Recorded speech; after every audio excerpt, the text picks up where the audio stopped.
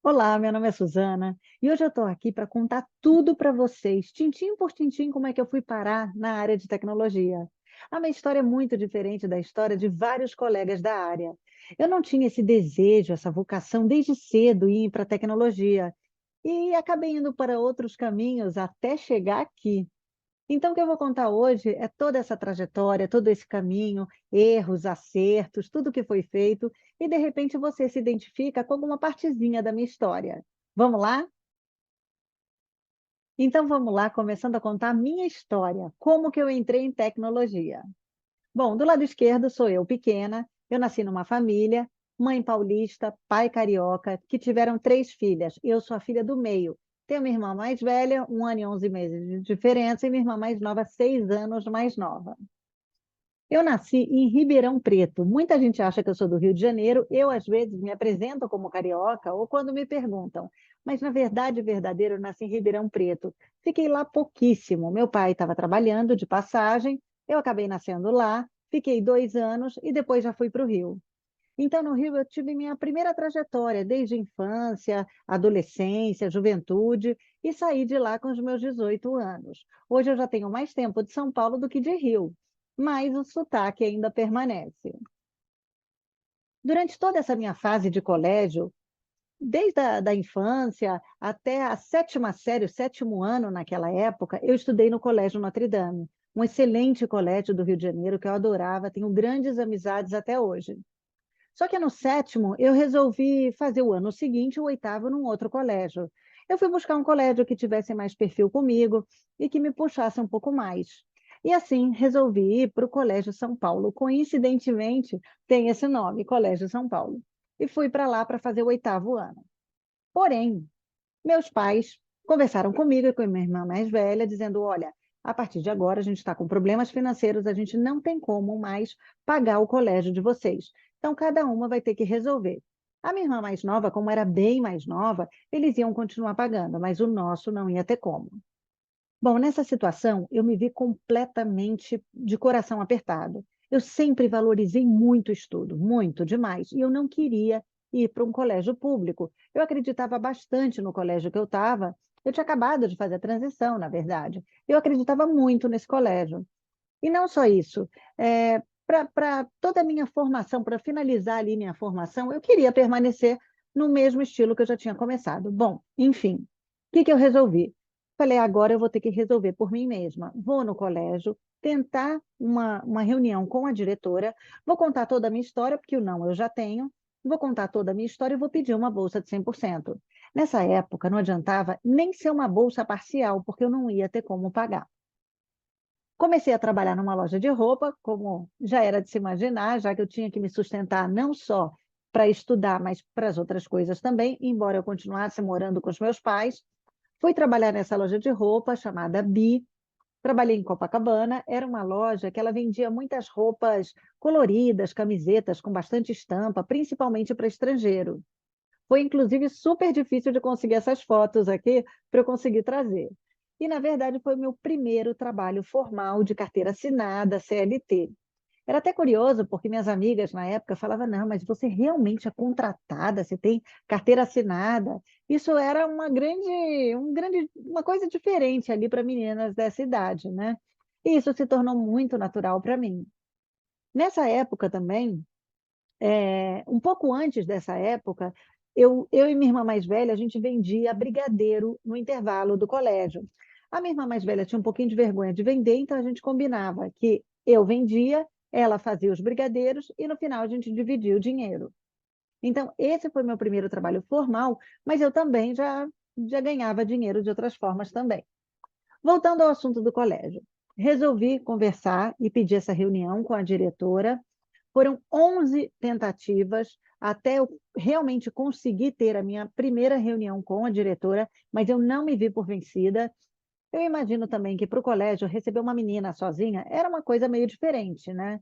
Mas mesmo assim eu permaneci, eu insisti e deu certo.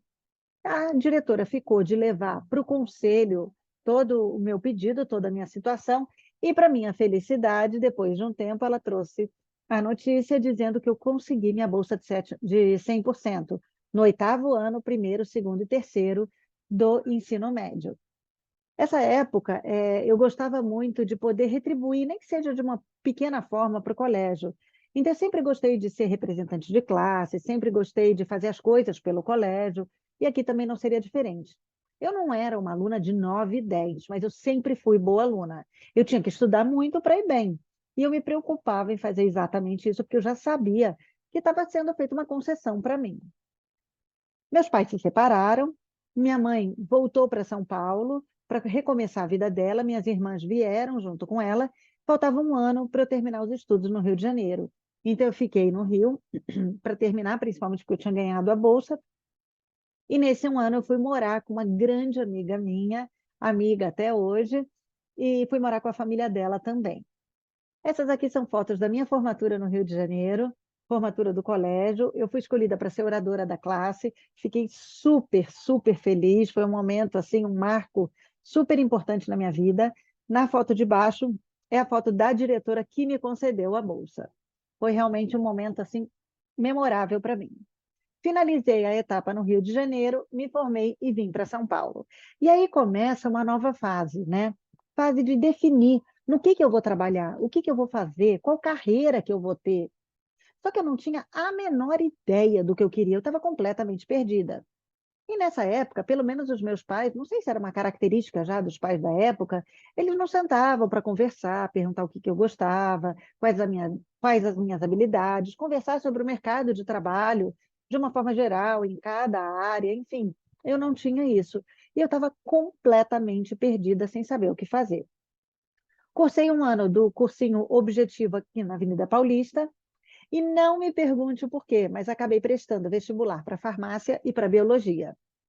Passei em farmácia na UNAERP, lá em Ribeirão Preto, só que eu não tive como cursar, porque eu precisava, pelo menos, de um tempo ali, dos meus pais pagando as minhas custas de ficar em Ribeirão Preto até eu conseguir um emprego. E eles não tinham condição. Então, eu acabei cursando biologia no Mackenzie, que eu também passei no vestibular. Bom, biologia, é claro que vai estudar plantas e animais. E eu não sou chegada a nenhum dos dois. Eu amo planta, amo receber flores, mas eu sou daquele tipo que recebo flores, coloco no vaso. As flores morreram, eu jogo fora. Eu não sou de ficar podando, trocando água, nada disso. Muito menos se for um vaso de plantas. Eu não tenho paciência para cuidar, adubar, nada disso. Animais podem me julgar, eu sei, eu também não sou muito chegada. Na minha casa tem cachorro, mas eu costumo dizer que não é meu, é da minha família. Não judio de jeito nenhum. Mas não sou daquelas de ficar agradando, fazendo carinho, nem postando em rede social. Para que eu fui prestar biologia? Não me pergunte, nem eu sei. Conheci meu marido em 95, ele cursava uma outra faculdade e eu estava cursando biologia. E aí, em algum momento, numa aula durante a faculdade, a professora falou: próxima aula, laboratório para dessecar barata. Eu falei: com certeza é meu momento de parar a faculdade. Afinal, eu tenho fobia de barata. Falei: bom, já não gosto mesmo, já não me vejo nessa área. É uma área linda, mas eu não tenho esse perfil. Então, ali, eu resolvi parar a faculdade. E comecei novamente no mesmo dilema anterior: o que prestar? Porque eu não estava parando a faculdade porque eu tinha um interesse em outra carreira. Eu estava perdida do mesmo jeito. Eu só descobri que realmente eu não gostava de biologia. E novamente comecei no mesmo dilema.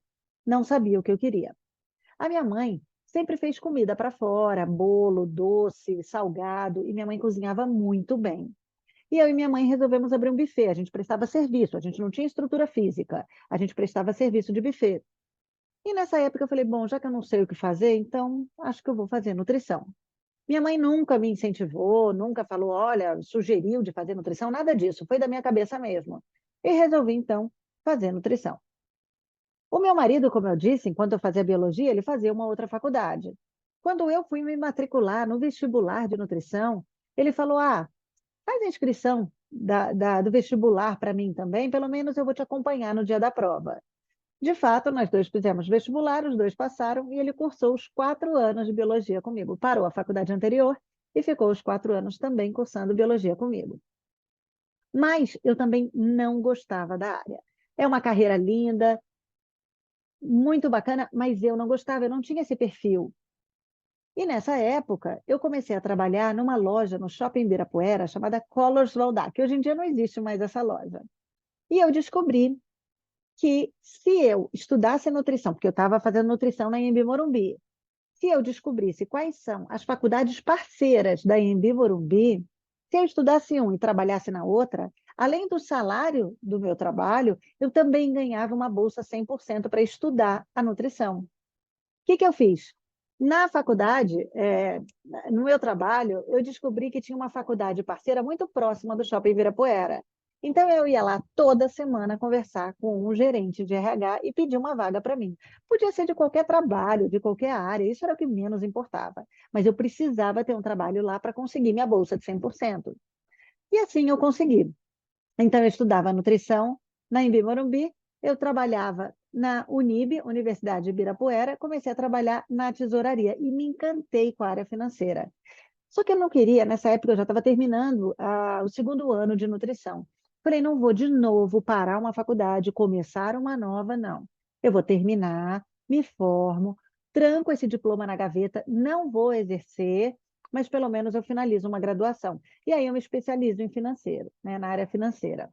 Bom, me formei mesmo, fiz exatamente isso, não sei nada de nutrição, mesmo porque eu nunca atuei, eu só me formei e fiz o estágio na época, que era obrigatório, mas eu não me atualizei nada disso.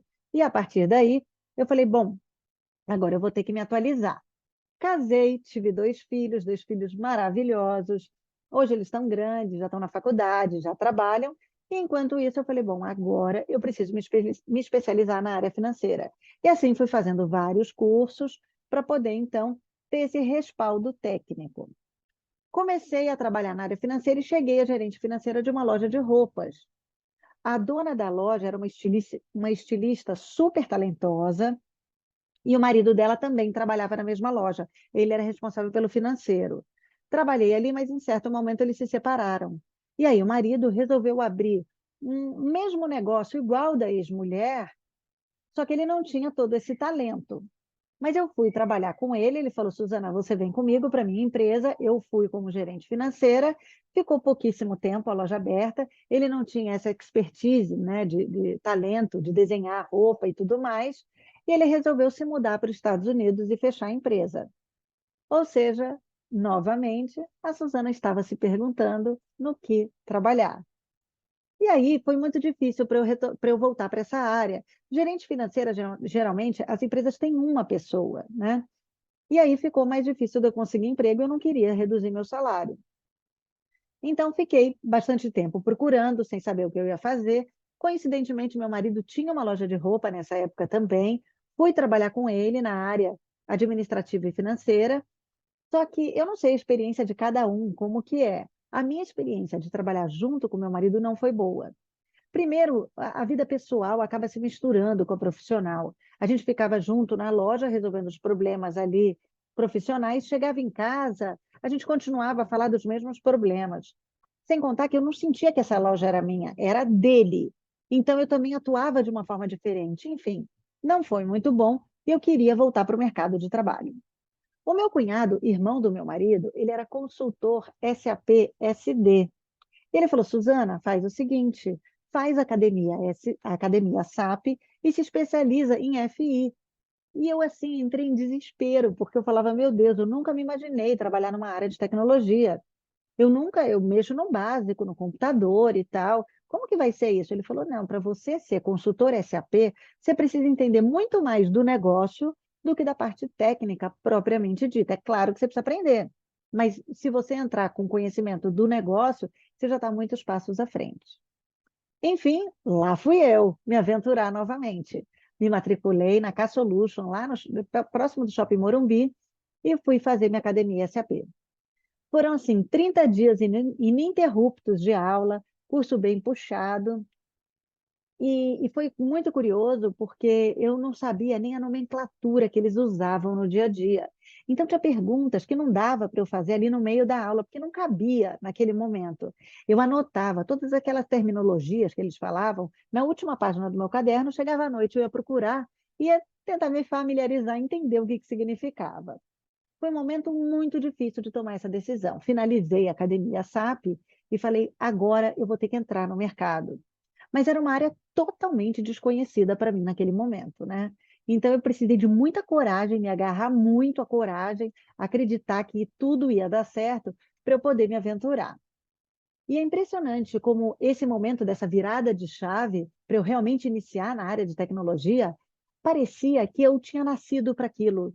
Parecia que isso estava no meu sangue desde sempre e eu só demorei para encontrar. Foi impressionante. O mundo se abriu muito rápido e eu cresci muito rápido na área de tecnologia. Então, eu comecei lá com SAP a ser sombra na época, a gente usava essa terminologia, nem sei se hoje ainda usa. Você literalmente fica do lado de uma pessoa que já sabe, uma pessoa já experiente, e você fica olhando como que ela faz as coisas ali no dia a dia. Fui subindo, consultora SAP, júnior, pleno, sênior, coordenadora de tecnologia, delivery manager, e chegando a CIO, head de TI ou diretora de tecnologia. Dependendo da empresa, cada um usa uma nomenclatura. E tudo isso eu reparei que foi graças a tudo que eu passei anteriormente. Todas as minhas experiências prévias tinham sido muito consideradas nesse momento.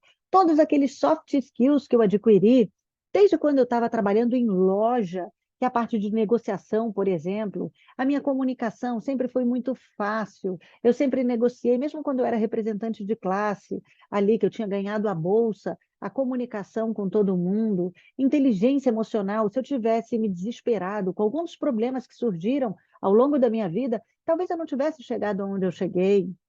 Solução de problemas, o problema existe. E aí puxo muito da criatividade. Quais as formas que eu tenho para resolver esse problema? Trabalhar com pessoas, né, com a equipe, desde muito cedo. Eu tinha que contar com aquelas pessoas que estavam comigo. E isso foi interessante, que desde o momento que eu precisava aprender com quem já sabia mais, quanto no momento que eu já estava numa posição que eu sabia bastante e ensinava aqueles que estavam abaixo de mim. Então, isso foi uma realidade muito constante na minha vida. Gerenciamento, o tempo inteiro gerenciando, desde os meus problemas até a questão das empresas, gerenciando a minha carreira, gerenciando a faculdade, gerenciando tudo isso para se transformar num objetivo, que eu também tive que gerenciar como descobrir o que eu queria fazer tomando decisões, né? As decisões que eu tomava. Então, naquele momento em que meus pais falaram: olha, não tenho como pagar seu colégio. Se eu não tivesse tomado a minha decisão de ir lá no colégio, na diretoria, pedir uma reunião, se eu não tivesse insistido na reunião, se eu tivesse desistido, enfim, tudo que foi acontecendo me ajudou. Gerenciamento de time, gerenciamento de tempo, né? Gerenciar o meu tempo. Em que momento que tudo aconteceu? Talvez se eu tivesse feito as coisas muito rápidas ou muito devagar, eu tivesse perdido alguma oportunidade. Então, eu também tive que gerenciar o meu tempo. Liderança. A liderança sempre teve comigo. Eu não tinha ideia desse nome naquela época. Desde pequena, querendo apresentar trabalho, me voluntariando para ser representante, organizando as pessoas que estavam à minha volta. Eu só não tinha ideia que ela tinha esse nome. E com o passar do tempo é que eu fui entendendo. E tudo isso foi essencial para que eu chegasse onde eu cheguei. Aqui estão algumas das empresas onde eu trabalhei, algumas delas eu trabalhei diretamente, CLT, outras eu trabalhei prestando serviço através das consultorias, que quando você trabalha em grandes consultorias, você atende várias empresas diferentes. Então, aqui são algumas delas que eu passei.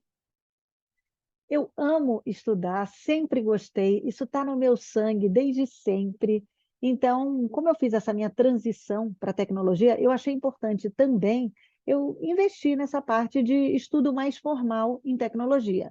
Fiz 3 MBAs, Planejamento e Gestão Estratégica, Liderança e Coaching, e Gestão em Saúde. A gestão em saúde foi porque eu estava já como head de TI numa empresa de saúde e resolvi me especializar ali, entender mais do negócio. Fiz outra faculdade, para mim não bastava ter só a graduação de tecnologia, de nutrição, não me bastava ter só nutrição. E aqui é curioso, porque vários colegas da área falavam: Suzana, não tem problema, não tem por que você fazer uma outra faculdade. Você já está na área, você já tem experiência. Mas a faculdade era importante para mim, era dentro de mim. Eu precisava saber que eu tinha uma formação em graduação em tecnologia também. Então, assim, eu fiz gestão em tecnologia da informação. Era muito mais para mim do que para o mercado, do que para os outros, do que para cumprir alguma formalização. Não, era muito mais para mim.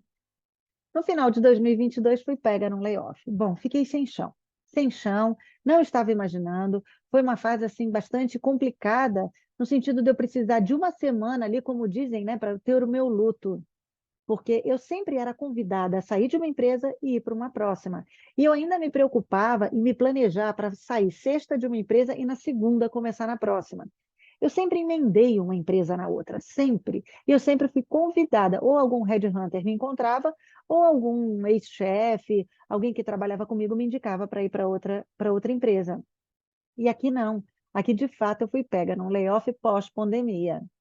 E foi muito difícil para mim, porque é, eu me vi mais uma vez numa outra situação no que fazer de novo.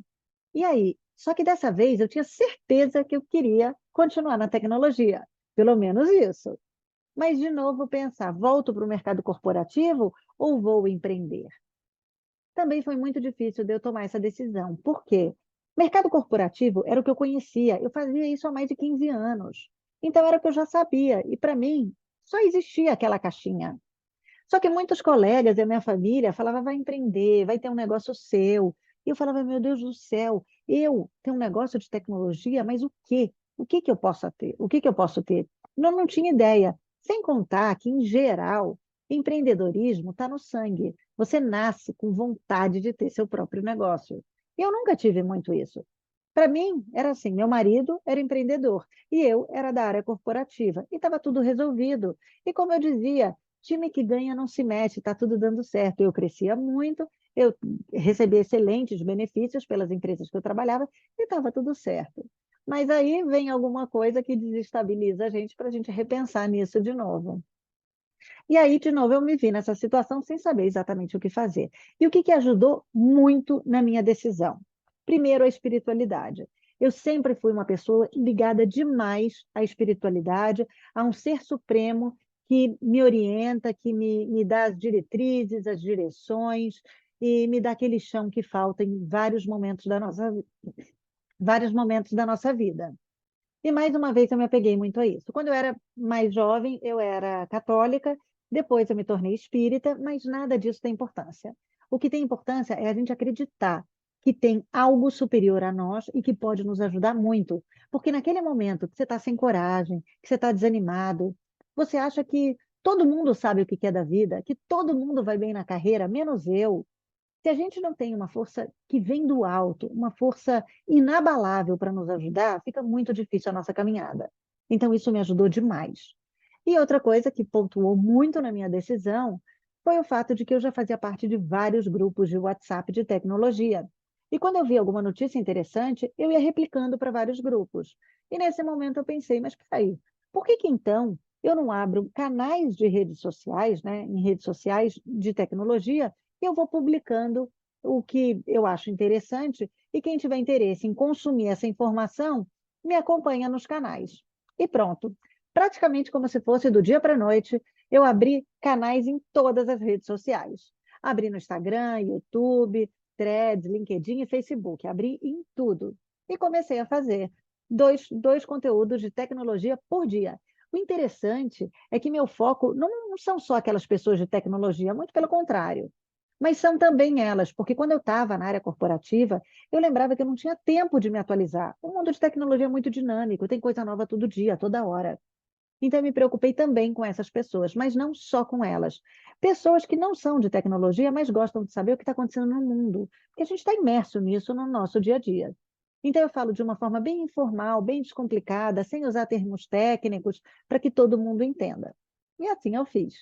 Bom, montei minha própria consultoria, baseada em três pilares. Tech News, que são as criações de conteúdo, EduTech, hoje eu dou aula em várias instituições, em MBAs, passando aquela informação da minha bagagem, da minha experiência que eu acumulei ao longo de todos esses anos, e principalmente, toda vez que eu dou aula, eu aprendo demais. Então, eu estou nessa fase, nesse momento de aprender e ensinar, que é tudo que eu mais amo. Eu amo aprender e amo ensinar.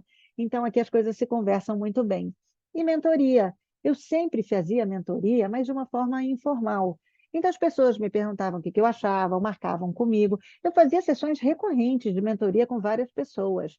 Só que eu não fazia isso de forma formal e nem aplicando técnicas. Hoje não. Hoje eu estruturei, hoje eu aplico técnicas. Já de algum tempo, eu já aplico técnicas e consigo fazer de uma forma muito mais estruturada do que eu fazia anteriormente. Bom, essa é toda a minha história. Espero ter saciado a curiosidade de muita gente e, principalmente, se alguém se identificar com alguma parte, algum momento de vida que eu passei, e saber que tecnologia é para todo mundo. Não é só para quem nasceu desenvolvedor, não é só para quem joga muito videogame, nada disso. Eu sou uma mulher, estou aqui, passei por todos esses desafios, e mesmo a gente mudando a rota no meio do caminho, dá perfeitamente tempo da gente ser muito bem-sucedido naquilo que a gente quer. A gente tem que ter vontade, tem que acreditar e pedir muita ajuda para passar aqueles momentos de maior dificuldade com um pouco mais de tranquilidade.